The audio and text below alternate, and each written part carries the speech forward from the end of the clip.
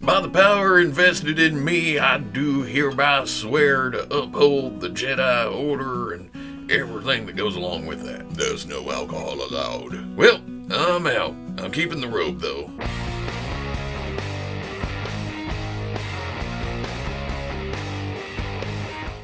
Order all your Star Wars figures at Dorkside Toys.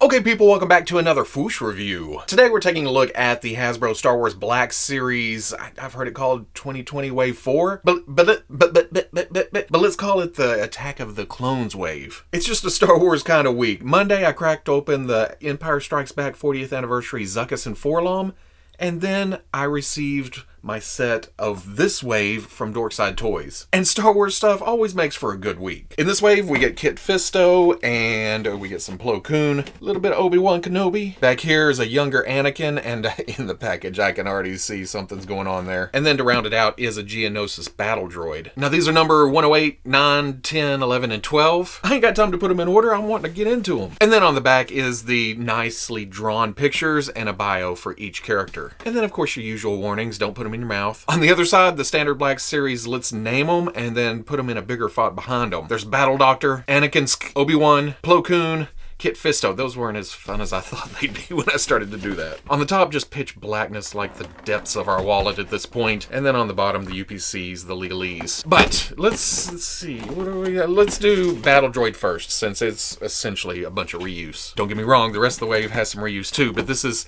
complete reuse. And there's just something I've always liked about the Battle Droid design. It's skeletal. You know you're not on the right side if you're with these guys. It's not really menacing. You just know that some nefarious company came up with just fodder to throw out on the battlefield, you know? Plus it gives our heroes masses to kill without actual bloodshed and life, even though they do have personalities. And personalities means life.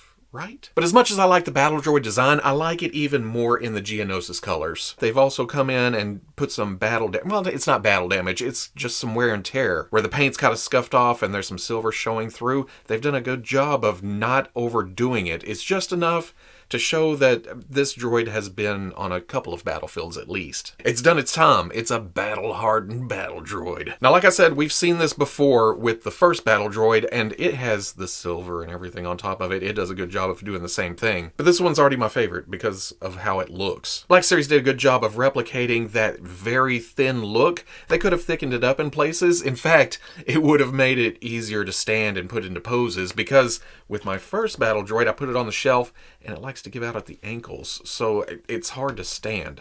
Come on, be good for daddy. This one, I've only been messing with it for a few minutes, but it seems easier to get into a standing position. So hopefully I'll put this one in the display and it won't try to take out everyone around them like this one does. Articulation seems a little bit rougher here, and we see that whenever they reuse a body several times, the joints seem to develop resistance, and I don't know if it's just because of so much plastic going through the molds or what. But there's a ball joint going up into the skull, excellent up, all the way down.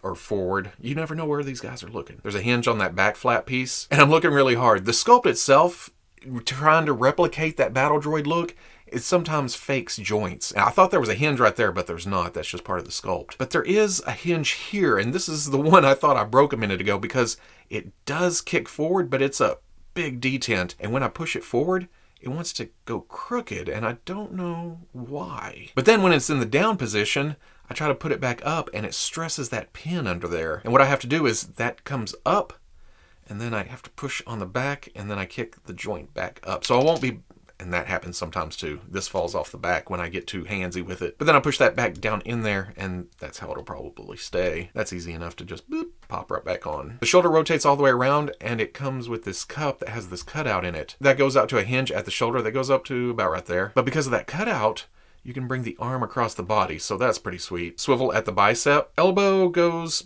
past 90. Then there's a swivel below the elbow, along with a swivel at the wrist. That also hinges. And at first I thought, why the hell did they make this swivel? But then I realized you can make this here, make this here, and then you have an up and down hinge for the hand. It took me a minute to realize what they were doing. But once you get it worked out, you can get all kinds of poses with the arm. There is a hinge at the torso. It goes about that far. I don't know if it's because of these attached parts on the outside, but that's all you got. Well, I say all you got. That's not bad. Bit of a ball joint at the hip. It gives you about that much in and out, but it rotates all the way up. Oh!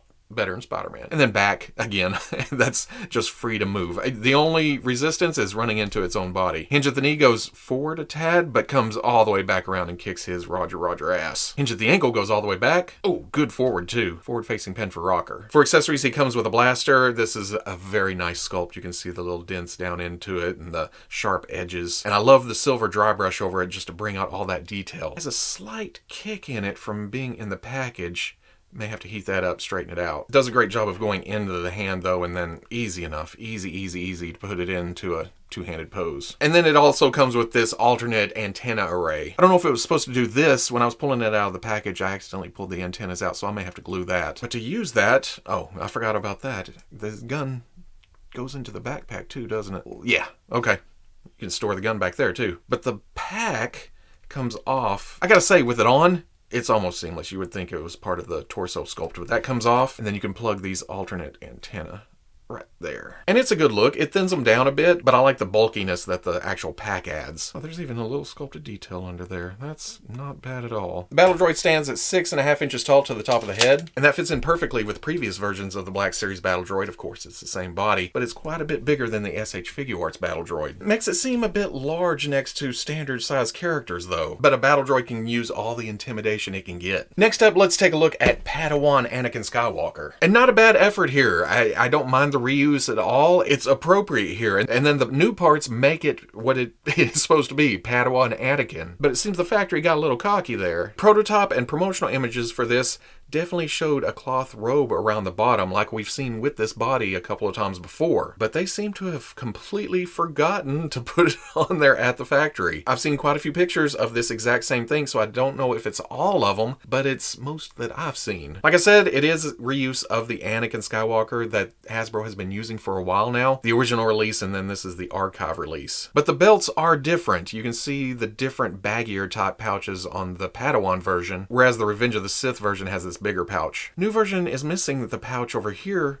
but it's the same pouch on the other side. Maybe Anakin just liked that pouch more than the rest. I do wish it had the silver buttons painted though, like the original. And then of course he hadn't lost his arm at this point, so he doesn't have this big buckle look. They came back and added a new sleeve part. But without even knowing that, you can almost tell that this is a new piece because of how sharp the sculpting is. The lines sculpted in to add texture to it, they're more prominent than the upper arm, or really on the other arm too. And that's like I was talking about a minute ago. You use the mold several times, several runs, and it's going to degrade a bit. Otherwise, same legs, same boots, different colors. Same for the torso. The tunic is a lighter brown than Jedi Anakin, and then the undershirt is a lighter color, where this is darker on the one we have before. And then of course there's the head, his younger look, shorter hair, Padawan braid. The original Anakin was before photoreal, so it had just those paint apps for the eyes. They came back, I think it was last year, and did photoreal on the head. It looks great. And then the new one has photoreal too, but I like the more rich skin tone here. The older Anakin's a bit pale. This one, he's been in the sun a bit. He hasn't been dabbling in the dark arts. We've been seeing some shininess with the photoreal lately, and I will eventually hit that with some dull coat, see if I can knock that down. And while the likeness is slightly off, I can definitely see some Hayden Christensen. I hate sand. For articulation, there is a hinge with a ball at the top of the neck. Can look up, can look down. Not a lot of tilt. Swivel, arm hinges up, swivels around. Elbow comes up,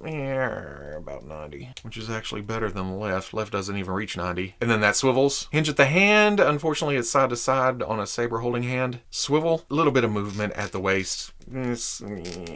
Ball coming out to the hip goes all the way up, back, out, yeah, about right there. Swivel at the thigh, double knee, so close. Hinge at the ankle goes back, goes forward facing pin for rocker. His lightsaber is a bit weird. It's a very light blue, and I don't know if we've seen the sculpt for the hilt before, but it's odd. It's thicker than older versions of this saber, and it seems to have the hook or the loop sculpted onto the top of it. It looks familiar. I think we have gotten this before. Oh wait, he did have a different saber that got smashed on Geonosis, didn't he? The blade is removable if you want to, well, there's no place to hang it off his belt. But here's what we're gonna do. We have the new photoreal Anakin. That leaves me with this older Anakin, and I've already, can you tell what I'm about to do? I'm Darth Maul in this guy. I heated the torso, I popped the lower half off, and then from there you can just remove the belt and the front flaps, and that leaves you with this cloth piece. Then with Padawan, pop him all apart,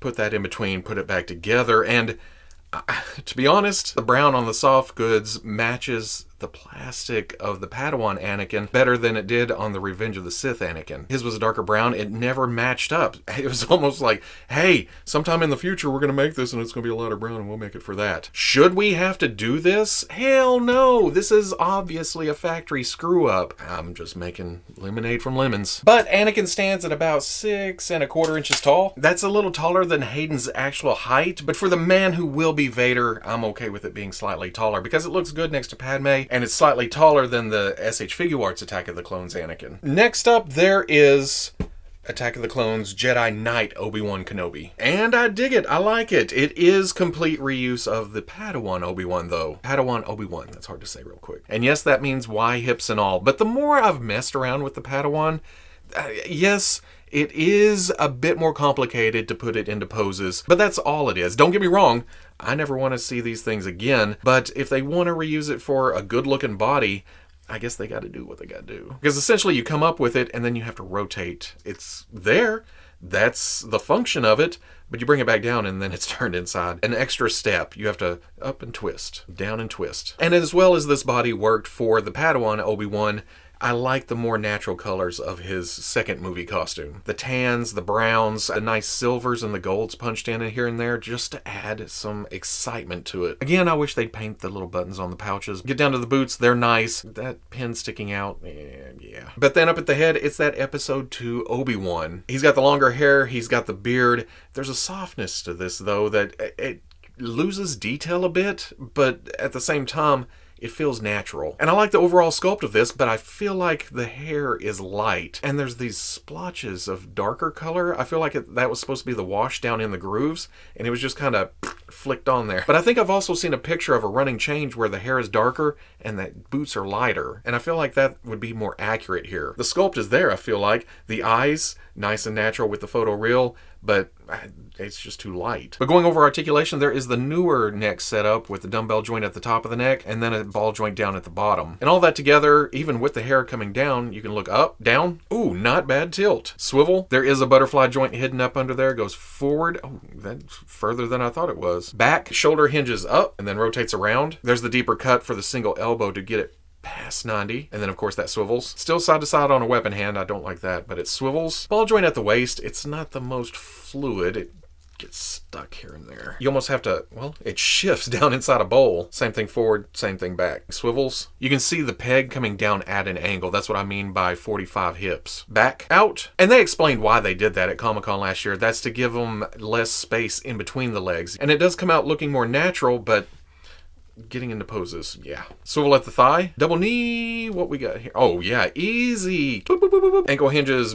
back. Oh, further than forward. And then forward facing pin for rocker. For accessories, another blue lightsaber against my blue background. And then there's Obi-Wan's hilt. We've seen this more than a few times at this point. You can remove the blade, and there is a peg this time around to where if you want to plug it in, it goes on the belt. Obi-Wan stands at about 5 7/8 inches tall. And again, body reuse with the Black Series Padawan Obi-Wan, but here he is with this wave's Padawan Anakin. Boy, the clones do not want to stand up straight, do they? Here it is with the Black Series Clone Commander Obi-Wan, and you can see the darker hair here. I feel like that is more accurate. And then the SH Figuarts Attack of the Clones Obi-Wan. Finally, we get into some new characters from the wave with Kit Fisto. Oh, and a good-looking Jedi, but as much as this is a unique character, unfortunately, it's mostly reuse. Everything I said about the Attack of the Clones Obi-Wan a minute ago, which is reuse of the Padawan Obi-Wan, applies to Kit Fisto. That does mean you have the rotation as you bring the leg up because of the 45-degree hips. Everything's exactly the same, which means his collar is not accurate to how I've seen pictures of him. He usually has a flat shirt with the collar going all the way up to the chin, but this is fairly close to his usual look, but it's the colors that do it. It makes it different enough to where you can't see it right off the bat. And I like the gray color because it's more unique, standing out against the rest of the Jedi. Of course, to people like us, you look at it and go, hey, is that the Obi-Wan body? But standing on the shelf, maybe away from some of the Obi-Wans, it's not just mind-blowingly apparent. The brown boots, the dark pants, they work nicely off the grayishness of the tunic. They did such a great job with the sculpt of Kit Fisto's head. Of course, I would love to see the grin from Attack of the Clones, but this works too. There's still some personality. It's stoic, and he's really serious, but it's lifelike. I like the little splotches of color they've put in. The eyes being the glossy black, it adds to the alienness of it. Of course, I mean, with the tentacles and everything, of course it's alienish, but yeah, you know what I mean. But then some pinkishness around the eyes, around the mouth.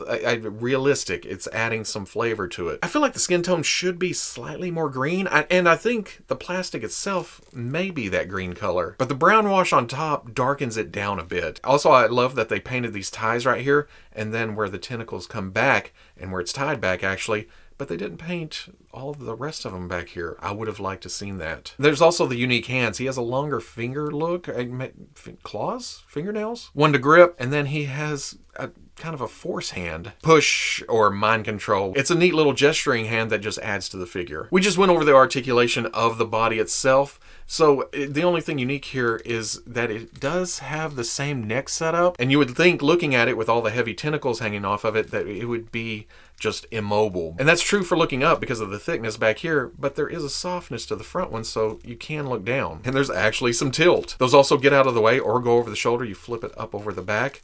You can look all the way to the side. Same for the hands. Still hinged side to side, but it swivels. And that seems like a lot of complaints, but it really boils down to 45-degree hips, unpainted ties, a little more green to the skin tone. Otherwise, it's Kit Fisto, finally on my shelf. That's awesome. For accessories, he does come with a green-bladed lightsaber. And I'm not one to pay a lot of attention to the unique weapons for each Jedi, but I had already read that this is actually, is it Ki-Adi-Mundi's lightsaber hilt? But if you bought the Black Series General Grievous, that actually comes with a reasonable facsimile of Kit Fisto's lightsaber hilt. But it should be all gray. It shouldn't have these extra paint apps on here. There is a blue blade. You pull that, you can swap these out, pull the green one. And that works out because isn't Ki-Adi-Mundi's lightsaber blade blue? Or if you want to just throw this back to Grievous, you still have the 2 green, 2 blue. That's closer to being Kit Fisto's actual lightsaber. But no peg on it if you want to hang it from the hole. That's only there because of the reuse from Obi-Wan. We're using that Obi-Wan body, but with the new head, the tentacles on top, that puts him at about 6 inches tall. Here he is with Padawan Obi-Wan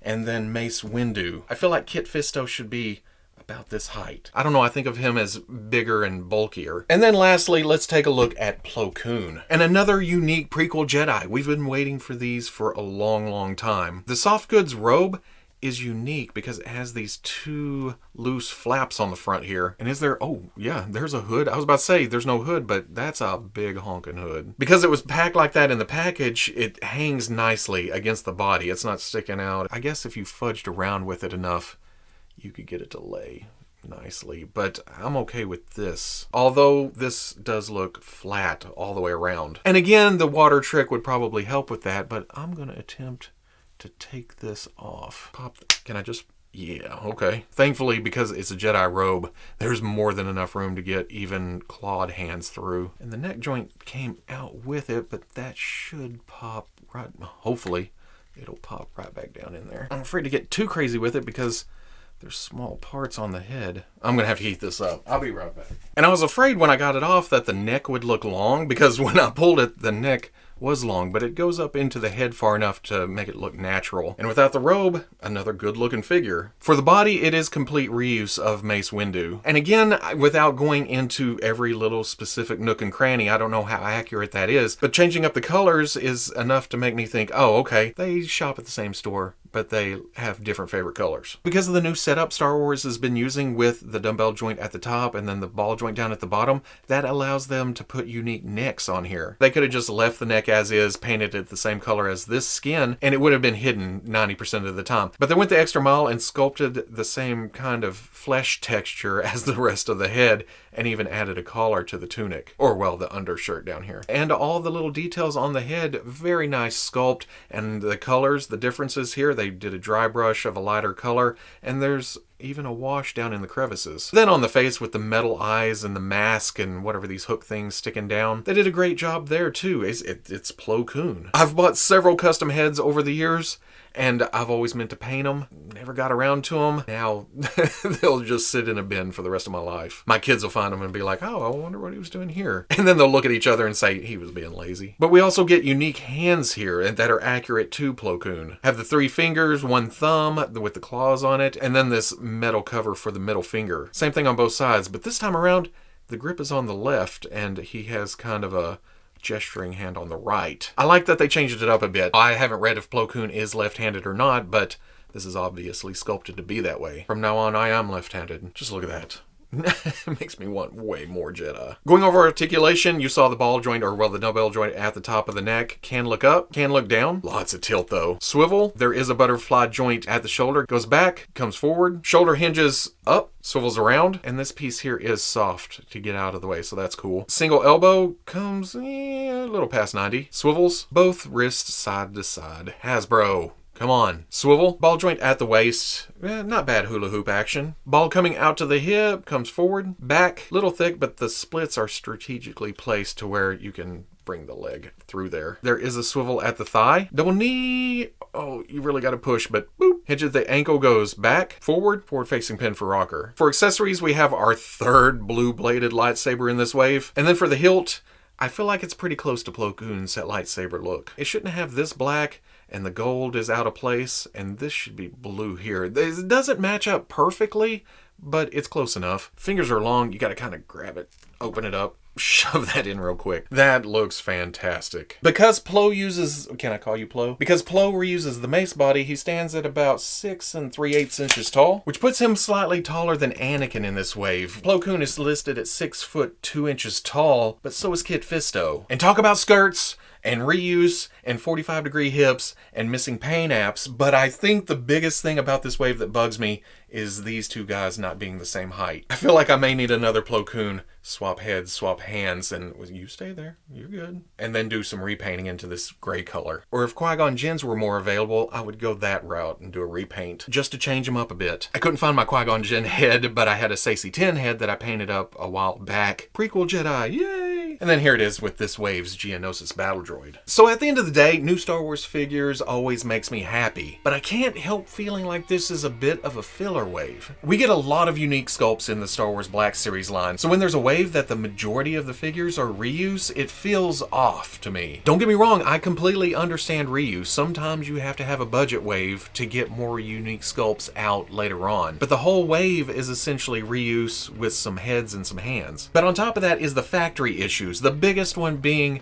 Anakin's missing skirt piece. Like I said, I'm not sure if it's all of them, but it's all of them I've seen. Everything that's going on right now, it was bound to happen at some point. That's not making excuses for it though. I understand the situation, but at the same time, that's easy to see right in the package. And then Obi-Wan's blonde hair just throws me off. Would I like Kit Fisto taller? Yes, but he still looks awesome. Him and Plo Koon both. We've been waiting for prequel Jedis for a long time, and hopefully this is the start of a trend. Just give me more Jedi. I need more council. And then finally, Battle Droid. Cool to army build, and this one seems to stand a bit better than my first one. I haven't had a problem with it yet. So a nice wave to have, but like I said, filler. Anakin can go there. Obi-Wan can go there. Battle Droid can go there, but most importantly, Kit Fisto and Plo Koon, they have places already. I've been waiting for them. And then the robe. That's a nice add-in, but I'm not going to use it. And when I say filler, I don't mean that in a completely bad way. Sometimes we're going to get a wave that just plugs holes. And then sometimes we're going to get waves that are like, oh my god, these characters all need to go on there. They're all unique sculpts, and this is just one of those in-between waves. I needed it, but I'm ready for the next wave. Special thanks to Dorkside Toys. If you're needing this wave like I did, head over there, put your order in. But if you enjoyed the review, comment, like, subscribe. Much love to the Plus if you're interested in seeing videos early or just in a position to help out the channel, patreon.com. But wherever you may be watching this, I'll always catch you on the Fwoosh.